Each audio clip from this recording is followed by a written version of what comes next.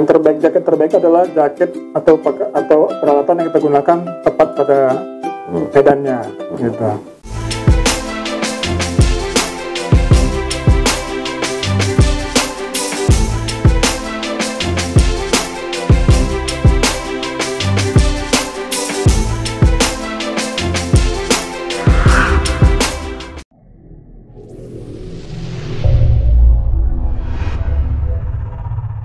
Assalamualaikum warahmatullahi wabarakatuh, Sobat Explore. Jumpa lagi kita dengan channel Explore Media. Hari ini kita kedatangan tamu untuk mereview tentang peralatan pendakian, Bang Andri Wirawan. Selamat datang Bang ke studio kami. Ya, terima kasih atas terima kasih sudah diundang untuk sekian kalinya. Ya, jangan bosan-bosan Bang datang sini ya. Nah, Oke. Buat sharing mas, saya kapan aja. Siap. Terima kasih Bang, terima kasih. Jadi gini Bang, kita hari ini ingin membahas tentang jaket Bang. Kira-kira sebaiknya tuh dalam memilih jaket untuk pendakian, apa aja yang perlu diperhatikan gitu Bang. Oke. Misalnya kita bahas jaket nih ya. Jadi gini, sebelum kita pakai jaket nih, saya mau terangin dikit ya Sobat Explore. Jadi guna jaket itu sebenarnya ada jaket, kita ngomong jaket ya, bukan pakaian keseluruhan. Jaket ada dua untuk gunaan globalnya, sama untuk di gunung ya, itu kan ngebahasnya untuk kegiatan alam terbuka atau pendakian gunung ya. Yang pertama untuk menghangatkan, yang kedua untuk tidak kehujanan gitu loh, atau pelindung. Nah kan itu buat tubuh kita, atau melindungi kita dari cuaca, melindungi dari hujan, melindungi dari angin gitu, melindungi dari panas gitu. Nah, untuk menghangatkan tadi ya supaya tubuh kita tidak ngedrop, jaga angkatan tubuh. Dua fungsi utamanya. Ada kriteria khusus nggak? Misalnya kalau gunung yang ketinggiannya sekian, itu pakai jaket yang mana gitu? Gunung yang tinggian sekian pakai jaket yang ada. Itu misalnya memang itu salah satu yang harus diperhatikan juga. Selain tadi fungsinya, yang tadi itu dua tadi, ada lagi fungsi-fungsi lebih spesifik kegunaan di medan apa yang akan kita datangi atau kita lalui. Gitu. Misalnya kayak perlindungan dari cuacanya apakah hujan deras atau hujan sedang luar atau tidak hujan, apakah hujan salju, apakah badai salju, gitu kan. Itu semua harus kita sesuaikan, terutama jaket-jaket yang untuk luar ini ya. Karena kalau kita misalnya kita pakai hanya untuk yang melindungi hujan, tapi salju itu kan dingin banget, itu akan terjadi pengembunan misalnya gitu. Oh, pengembunan di dalam Ya. Baik Bang. Kalau misalnya kita ambil ini dulu lah, apa namanya, level kita ambil. Misalnya aku ingin mendaki gunung ketinggian ya, ketinggian yang ekstrim gitu. Itu kira-kira yang cocok dari ketiga jaket ini jadi Sobat Explore, ini ada 3 jaket. Nah, jaket wrap, ini jaket wrap. Nanti Bang Wira memberikan reviewnya tentang jaket wrap. Nah, ini jaket Cosmit. Ini Pull&Bear gitu. Ini Pull&Bear. Jadi kira-kira kembali ke pertanyaan saya Bang, kalau misalnya yang paling ekstrim dulu, kira-kira yang bagus mana Bang jaket? Jadi di antara 3 jaket ini kita ambil sampel aja ya, dari macam jaket yang beredar di luar sana. Yang dua ini sebenarnya hampir sama kegunaannya. Kegunaan dari 2 basic tadi yang saya bilang pertama, ini ya, untuk melindungi kita dari kehilangan suhu tubuh atau menghangatkan tubuh kita gitu. Fungsi utamanya. Ini dia bisa bersifat sebagai mid layer atau bagian tengah. Jadi gini, kita mundur dulu ya. Jadi untuk pakaian itu sebenarnya ada 3 lapis pakaian yang kita gunakan kalau untuk berkegiatan itu. Tidak harus memang, tapi secara umum ada 3. Sama base layer yang menempel ke tubuh kita langsung, terus mid layer, layer tengah itu, terus sama outer layer, ya kan, atau cell bahasa lainnya. Jadi kalau yang mid layer itu bisa fleece, bisa bulu angsa atau segala macam lah gitu ya. Kalau yang base layer itu biasanya dia sifatnya yang mudah nyerap keringat, yang elastis, mengikuti gerak Mudah tubuh nyerap gitu, keringat, ya, tapi nyaman di kulit. Tapi gitu. juga kalau misalnya dingin nggak. Nah itu juga macam-macam kegunaannya, nanti ada lagi kegunaan tuh. Jadi base layer itu juga tiga tadi nih, itu juga ada kategorinya. Apakah kita bermain di medan yang ekstrim atau medan biasa aja, atau di panas banget gitu. Macam kalau misalnya kita daerah yang panas di gurun misalnya, kayak koboi nonton nggak film koboi? Ya. Itu kan base layer tuh, long john namanya, yang pakai celana sama baju itu banyak katun. Jangan pakai polister. Oh, Lengket nanti keringat kita gitu. Itu base layer gitu. Kalau sering nonton film koboi, kalau film tahun 80 ada tuh koboi mandi itu pakai, itu base layer namanya gitu. Kalau sekarang enggak, sekarang macam-macam lagi bahannya.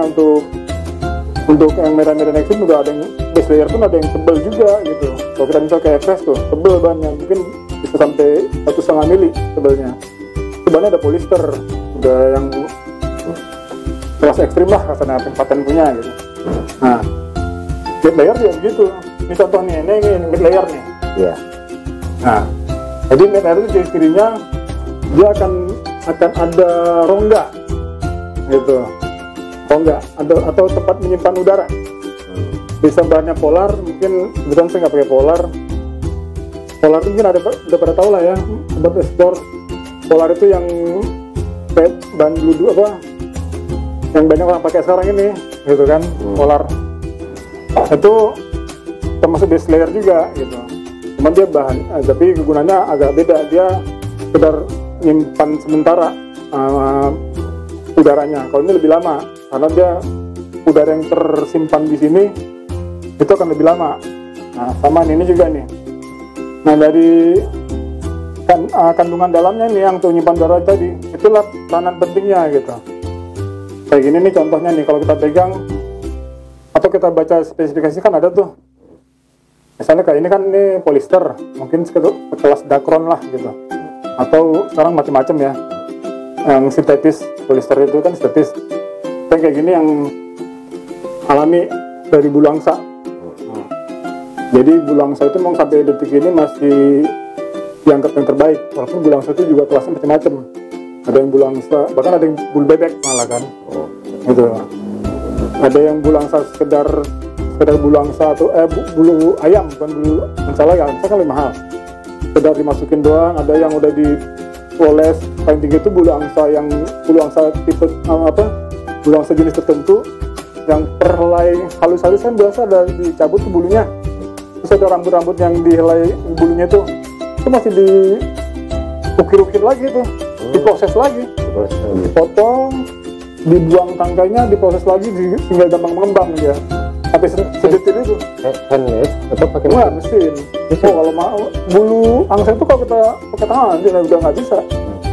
Itu yang keluaran Eropa ya, keluaran Eropa yang udah kelas bulu angsanya kelas kakap lah gitu nih, udah kelas ekstrim. Itu yang harganya udah pasti 2 jutaan gitu. Ya.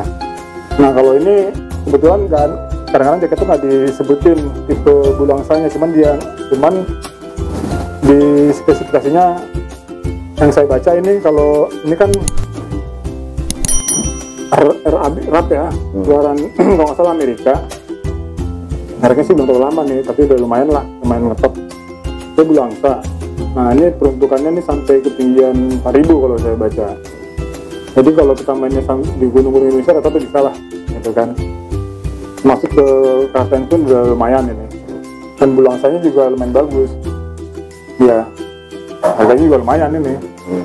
Kalau harga resminya kalau nggak salah $375 ini. Harga resminya. Tapi kalau kita cari di online marketplace gitu, mungkin ada yang 1 jutaan lebih ke 2 juta. Cuma hati-hati, mungkin ada yang palsunya gitu. Nah kalau yang kayak gini, ini mungkin dari mereknya Indonesia ya, saya kurang ngerti, kurang tahu juga nih.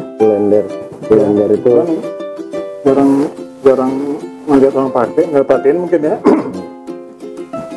Ini tipenya mungkin innernya atau dalamannya tadi kelas Dacron, tapi yang lumayan bagus memang. Jadi dia udah nggak terlalu kaku, gampang. Jadi gini, gampang dia dipegang lembut, kenyal lembut gitu. kayak marshmallow lah kasarnya gitu ya, dan gampang membel-membel gitu. Kalau yang kasar kan yang bulu-bulunya kasar tuh keras, kasar juga dipegang, yang bagus. Jadi ya ini masih lumayan sebenarnya, cuman nggak sebanding juga sama ini. Jadi kalau kita mungkin kalau ini untuk dipakai di gunung-gunung yang sederhana apa yang nggak terlalu tinggi kayak gunung-gunung apa Papandayan, ya lumayan lah. Itu kalau punya uang lebih kalian beli kayak gini, kalau dapat murah. Nah kalau ini yang tadi saya bilang untuk layer ketiga. Layer ketiga. Ya. Oh bagian terluar. Ya. Bagian terluar.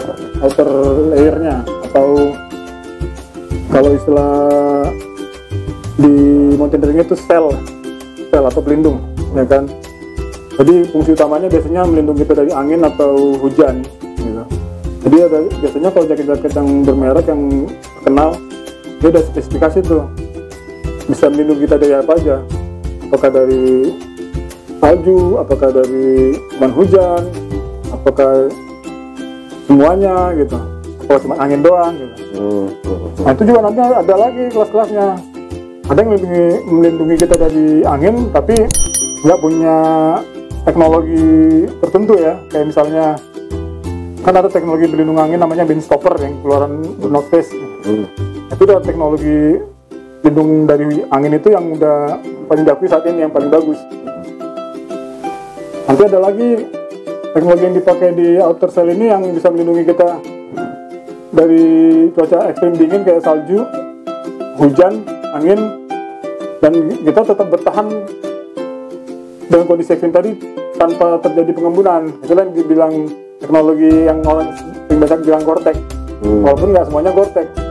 Istilahnya itu breathable nama bahannya. Breathable. Jadi air dari dalam jaket ini bisa keluar, jadi yang di luar air tidak bisa masuk ke dalam. Air dari dalam nggak bisa keluar, air nggak bisa keluar, tapi uap air bisa keluar karena perbedaan suhu. Jelas itulah kalau untuk tipe-tipe jaketnya. Untuk pro atau amatir ini yang recommended yang mana? Agak susah juga ya sebenarnya kita bedain antara pro dan amatir untuk penggunaan barang, karena memang ya maksudnya pemula gitu. Kalau untuk pemula sebenarnya nggak ada masalah. Kita pakai ini itu pemula juga nggak masalah. Cuman gini, tapi kan dia jaket ini kan bahannya dari bulu angsa yang dia diperuntukkan itu untuk mungkin suhunya yang udah lumayan, kalau untuk di Indonesia lumayan ekstrim lah, yang lumayan tingkat kehangatannya tinggi gitu ya. Tubuh kita, kehangatan tubuh kita tinggi, jadi suhu tubuh kita tuh susah untuk keluar. Jadi kalau kita pakai ini, mungkin kita naik gunung yang cuma atau camping apalagi ya, mungkin buat orang-orang yang agak gemuk atau yang dia yang tubuhnya memang kuat untuk nahan dingin, bisa jadi pakai ini malah nggak nyaman, panasan, jadi agak kepanasan gitu. Tapi kalau dia bisa pakai ini dengan nyaman juga nggak ada masalah kan gitu. Itu di Gunung Semeru pakai ini sama pakai ini pasti jauh lebih nyaman ini, itu udah pasti gitu loh. Tapi kalau kita ngecamp di kaki gunungnya, bisa jadi ini lebih nggak nyaman tidur pakai ini daripada ini, bisa jadi ya gitu. Jadi ya tergantung gitu. Cuman bisa diakalin sebenarnya, diakalin dari misalnya dibuka dikit, pastinya bisa kan. Atau mungkin kita masa pakai sering pack lagi, kita pakai ini aja tidur. Makanya kalau saya pribadi kalau naik gunung sama detek, saya keringetan atau yang rasa busuk, saya lebih senang pakai ini, hanya melindungi angin aja kan. Ada secara spesifik ada teknologi tertentu yang sifatnya harus diperhatikan atau ya bahannya dalamnya begini nih, sobat explore, coba kita lihat dalamnya ya, dan fungsinya kenapa ini harus dibuat begini gitu. Jadi ini teknologi jahitan aja tuh ada tuh. Jadi ada metode menjahit untuk jaket bulu angsa. Ada yang dia kalau perhatikan jahitan ketemu jahitan, ini bagian luar, ini bagian dalam. Nah ini kosong nih, nggak ada inner, ini kosong.